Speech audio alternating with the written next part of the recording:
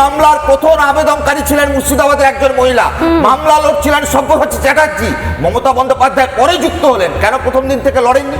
আদৌ কি মমতা বন্দ্যোপাধ্যায় সৎ রয়েছেন এই আবেদনকারীর প্রতি, কিংবা এই এসআইআর এর যারা ক্ষতিগ্রস্ত হচ্ছে তাদেরকে বাঁচানোর ক্ষেত্রে? আমরা প্রথম থেকে বলেছি কোন বৈধ ভোটারের নাম যাতে বাদ না যায়। তার বদলে কি মমতা বন্দ্যোপাধ্যায় গোটা রাজ্য জুড়ে তৃণমূলের ছাপ্পা ভোটারদের বাঁচানোর জন্য গোটা রাজ্যে এসআইআর প্রক্রিয়াকে ব্যাহত করবেন? আদৌ কি মমতা বন্দ্যোপাধ্যায় চান এসআইআর প্রক্রিয়ার পর স্বচ্ছ ত্রুটিমুক্ত ভোটার তালিকা হোক, নাকি মমতা বন্দ্যোপাধ্যায় চাইছেন এই রাজ্যে এসআইআর বিশৃঙ্খলার মধ্য দিয়ে রাষ্ট্রপতি শাসনের দিকে নিয়ে যেতে রাজ্যটাকে, যাতে সেন্টিমেন্টাল ভোট ব্যাংক তার পক্ষে থাকতে পারে?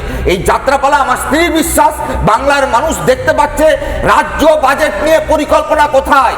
বিধানসভার অধিবেশনে মাননীয় মুখ্যমন্ত্রী কি ভূমিকা পালন করবেন? ভোট অন অ্যাকাউন্ট বাজেট চলবে।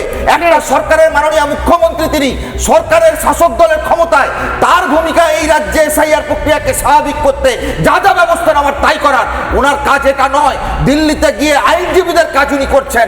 আমার খুব পোলাইটলি আবেদন থাকবে তৃণমূল কংগ্রেসের প্রতি, তৃণমূল নেত্রীর প্রতি, উনি অন্তত আগামী দিনে 26-এর নির্বাচনের পর তার দলের অভ্যন্তরে চুরি দুর্নীতি লুটেরাদের বাঁচাতে এই অভ্যেসটা যেন কন্টিনিউ করেন। তাতে অন্তত আমার রাজ্যের, আপনার আমার ট্যাক্সের টাকায় চোরেদের বাঁচাতে যে পরিমাণ টাকায় আইনজীবীদের পেছনে খরচ হয়, সেই পরিমাণ টাকাটা অন্তত রাজ্য সরকারে বেঁচে যাবে।